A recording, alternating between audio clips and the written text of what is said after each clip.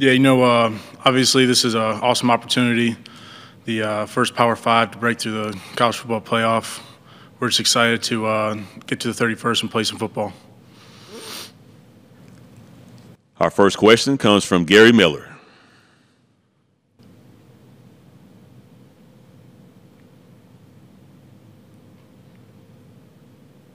Sorry, I had to unmute. Dylan, your impressions of AT&T Stadium, what it's like to step on a field where they've had Super Bowls, and how you guys reacted to being on there. Yeah, that was it was pretty cool walking through that tunnel. We came here for the Cowboys game last night. We were sitting in the nosebleeds, and it was still awesome to see everything. Awesome to see the crowd go crazy. Really excited to see that in the 31st. Our next question comes from Chris Vanini.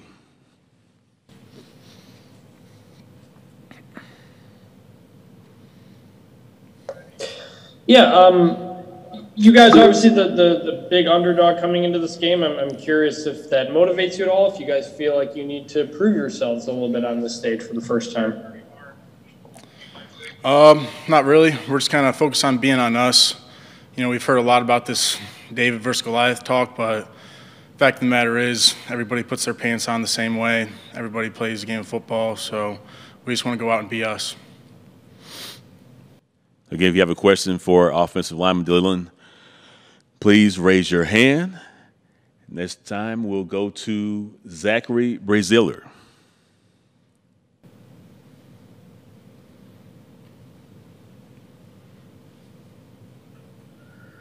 When you look at your running back, he obviously comes from Alabama. He was there 2 years. How motivated do you think he's going to be for this game?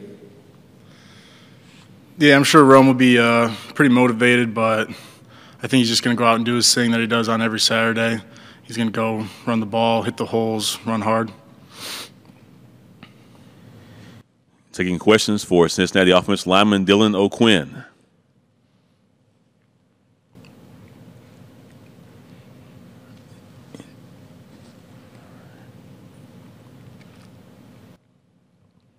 This time we'll take a question now from Katie Wyndham. Hey, Dylan. It's Katie Wyndham with Bama Central. What have been your impressions on film of the Alabama defensive front, and what are the challenges of their pass rush with Will Anderson and guys like that? Yeah, obviously it's Alabama. They're big, strong, physical. We'll have a challenge ahead of us, but we're up for it, and we're going to do our best to block their defensive line and get our running backs to the second level and keep our quarterback on his feet. And yeah. Another question now from Chris Vanini. Yeah, obviously Alabama's Will Anderson. He, has a record for tackles for loss, and they've gotten after the quarterback pretty well. What have you seen out of their pass rush and the challenge you guys face? Well, I think they get up the field really well. I think they have some good pass rushers. They like to squeeze the pocket pretty well. So we're just going to have to take good sets and try and take care of them. Yeah, I'm super excited. It's a dream come true. Really excited to be here. It's a great venue. Cotton Bowl's had great hospitality so far, and just looking forward to this week. All right, our first question comes from Mike Rodak. Yeah, just what have you seen on film from Alabama's corners, both McKinstry and Armour Davis? They're both good players. They both got good size, good length, can both run. So, it's just going to come down to making plays. It might not be as much separation as seen in the past, but it's going to come down to making plays. Next question comes from Skylar Dixon. Alec, you guys have had a little time to let it set in the major accomplishment that you've had here, and you're a significant underdog in the game. What's the mindset now that you're here and it's about time to put it on the field? The mindset right now is just working this week, going over our normal routine, practicing to further preparing for Alabama. So that's kind of what we're focused on right now. I know Coach Fick has said the morning's got to be, when we're practicing, that's got to be all Alabama, all focused on that. And then in the afternoons, we can have a little bit more fun and enjoy the bowl festivities, stuff like that. Next question comes from Chad Brendel. What's up, Alex? So take me through how much going against Ahmad Gardner every day has not only made you better, but made Ahmad better. I know we watch it in practice every day, but for maybe those that aren't familiar, just talk about the respect that you two have and how much you've elevated each other's game. Yeah, for sure. He's a great player. I think he's probably best press corner in the country. So, going against him every day is an unbelievable look. We get a ton of opportunities to make each other better and just work against each other and sharpen our craft. Next question comes from Chris Vanini. Yeah, Alec, the group of receivers you guys have in that room, not a lot of outspoken personalities or kind of divas or so to speak from a position that often does. Where does that culture come from with you guys? I think it's just, the mentality in the room. Everyone, we have a saying, by any means necessary.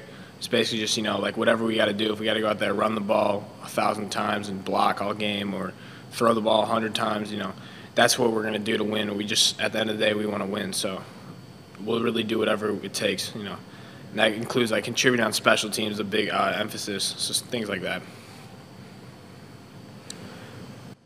Next question comes from Zachary Brazilier.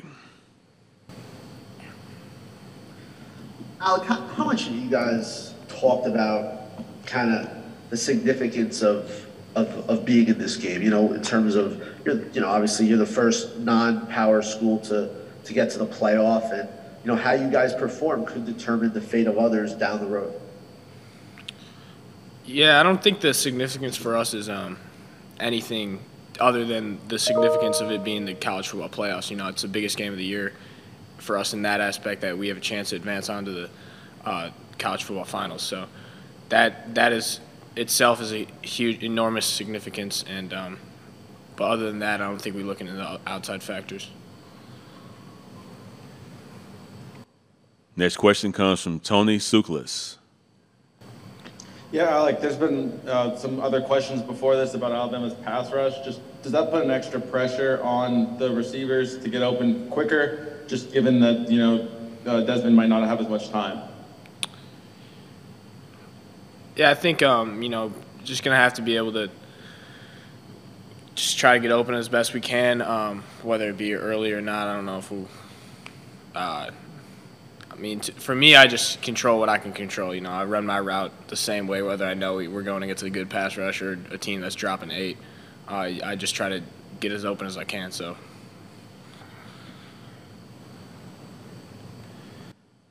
Another question from Chris Vanini.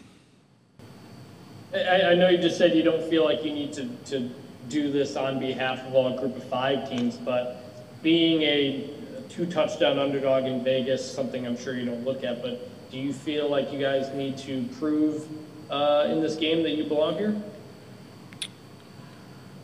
I don't think we need to do anything different to prove that we belong here. I think we just need to go out and play our game. Any final questions for wide receiver Alec Pierce? Question from Zachary Brazilier. Go ahead, Zachary. What do you think it just says about, your program and maybe the way you guys have operated, that you were the first team to break through, the first non-power 5 to make the playoff? It means a lot.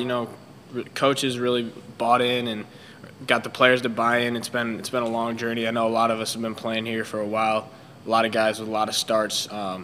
So just kind of to see the program grow has been really cool to see. Question now from Joseph Hoyt. Hey, Alec, this is Joseph Hoyt from the Dallas Morning News. Desmond Ridder kind of just talked about, I asked him what the learning lessons you can take from Jerome Ford when it comes to Alabama, and if anything schematically or anything like that. And he really talked about, we learned about the culture that Alabama has and what they kind of bring. I guess, just from your standpoint, what do you think Jerome Ford's experience, you know, at Alabama maybe can teach you guys about being in the stage in this game? I agree with Dez. I mean, I'm sure Jerome's being there. He knows the culture. He knows how they work. And I know they're a really well-run program. So, yeah, I agree with what Dez said. I'm very excited to be on the stage like this and have the opportunity to play a great team in front of a lot of people. I'm pretty sure me and my team, coaches, everybody's excited for the opportunity. Our first question comes from Kerry from WVTM. Hey, Jerome. Carrie Osep from Birmingham. I just, of course, want to ask you, how surreal is it for you to be with Cincinnati and to be playing your former team, but to be a part of this historic run for Cincinnati against Alabama? It's a great opportunity to play on a big stage. I'm thankful for everything Coach Saban had done for me and the opportunity to play at Alabama. But, you know, I'm a Bearcat, and I would kind of appreciate it if if people stop calling me the Alabama transfer. I'm a Cincinnati Bearcat, but like I said, I'm thankful for everything Coach Saban did for me and the opportunity to play at Alabama around all the great coaches and other great players. Question now comes from Matt Baker of the Tampa Bay Times. Hey, Jerome. When you chose Cincinnati, did you have any inkling that this would be a possibility that you guys could finally break through and make the playoff? Honestly, it didn't really cross my mind. Only thing I thought about when I came to Cincinnati is how could I contribute to help win games and win a conference championship. Anything else would have been a plus. We just take it one game at a time, one step at a time, just get my foot in the door. I didn't really think much about a national championship or anything besides winning one game at a time. Question now comes from Andrew Greenstein. Good afternoon, Jerome. Congratulations on making the college football playoff. A two-part question. Number one, can you talk about how you ended up choosing to continue your college football career at Cincinnati after deciding to transfer? And also, during the game on Friday, what is it going to be like for you to look across the field to the other sideline and seeing some of your former teammates and the coaches who recruited you out of high school?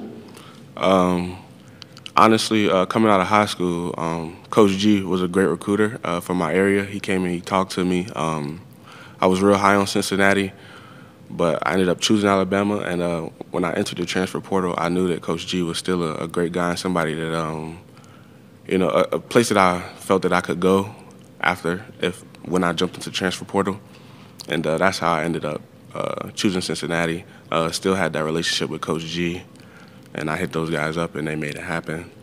And then as far as looking to the other sideline on game day, it's a business trip. We came here to play football. It won't be one of those things where it's like, oh, my buddies are over there. It'll be just like playing another team. We came to play a game and win a game. And, we're just grateful for the opportunity to play on such a big stage. Next question comes from Skylar Dixon. Jerome, as the season developed and it started to look like the playoff might be a possibility for you all, did you ever find yourself thinking about the possibility of playing Alabama, or did you kind of intentionally try to keep that out of your mind? We intentionally tried to keep it out of our mind and focus one game at a time. All the playoff talk all year, we just try to stay close to our brothers in the locker room and, just focus one game at a time, one play at a time, one practice at a time, and be where our feet are and be us. I didn't really think anything about a national championship, take it one game at a time or a playoff game. And now that we're here, we focus one game at a time. Our next question comes from Gary Miller. Hi, Jerome. Congratulations on getting here. Just wanted your impressions on getting a look at AT&T Stadium and seeing a field that they've had Super Bowls on. The Cowboys are playing last night. Do you ever do any visionary things where you picture yourself running for a touchdown or someday playing in the NFL on that same field? What was your impression when you walked in? We came in for a game last night, and we actually got to see them play, and it was kind of surreal. It was kind of starstruck. It was crazy just watching the fans and everybody go crazy and actually watching players play. It was pretty fun. I definitely, if I'm blessed enough, I could see myself playing on a field like this in the future. Next question comes from Chad Brendel. Jerome, you had a bit of an ankle injury through the middle of the season. How difficult was that? It was more of a mental thing. The training staff did a great job of getting me back as soon as they could. They helped me every step of the way. It got frustrating at times, but like I said, we have a great training staff, and they helped me through it. And we got back, and we started rolling.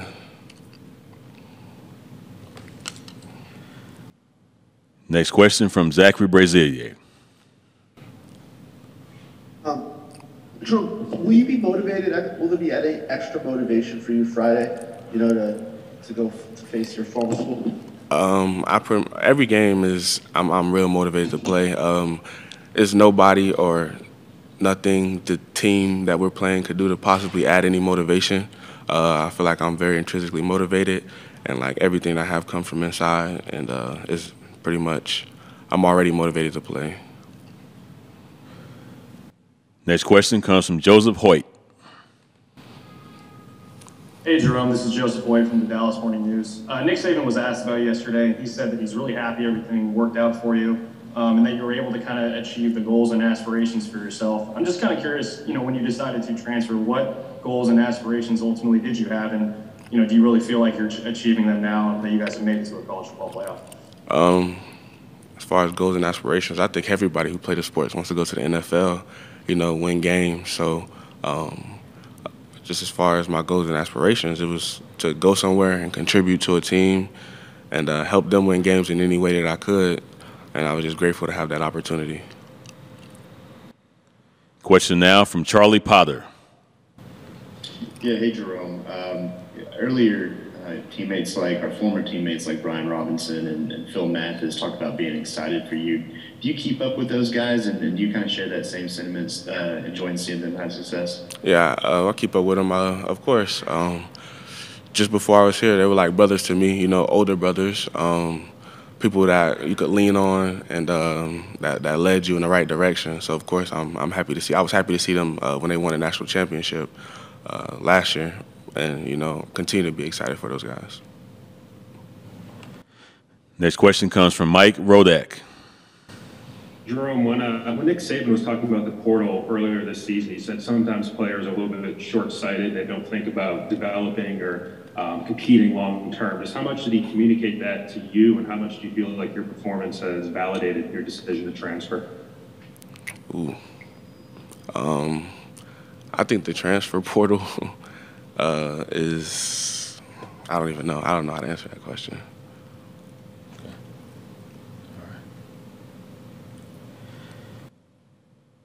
Next question comes from Chad Brendel. Jerome, talk about the development of your offensive line. There were some moving parts and pieces early in the season, but it seems like they have really gotten it together of late and what they've been able to do in opening holes for you. Offensive line has been great all season. It takes time to really, I guess get everything clicking on the same page. I think this season, every game we got better. As a unit, I feel like I'm an offensive lineman too. Those are my guys. Those are my brothers. I just feel like every game we get better and better and better, and that's the goal, to, be as close to great at the end of the season as you can. Next question comes from Gary Miller. Hey, Joe. Just to follow up what I asked before, but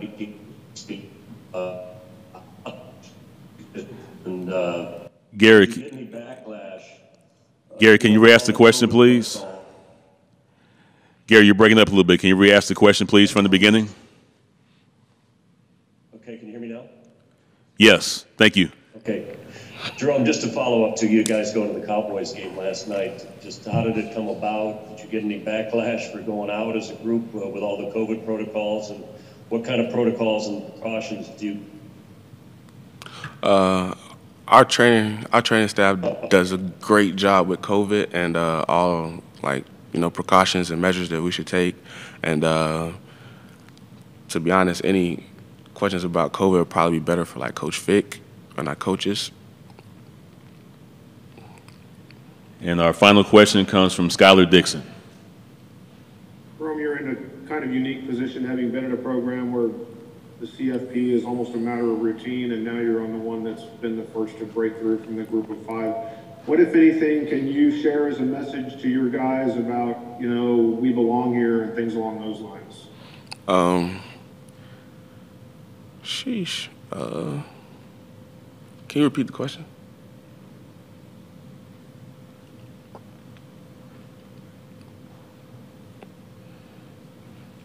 Can you hear me? Mm-hmm. Can you repeat the question, please? Being in a kind of unique position of having been at Alabama where, these things are kind of a matter of routine, and now you're in a program that's broken through as the first group of 5 school to get in, what kind of message can you carry for your teammates, sort of you belong here, you're going to prove that Cincinnati belongs in this kind of mix? We had a nice season, undefeated season. We just pretty much need to be us and do what we do. We don't need to do anything extra. Just pretty much be us. And I feel like being us will be enough to prove that, we belonged here and we should be here. Medical Properties Trust, at the very heart of healthcare.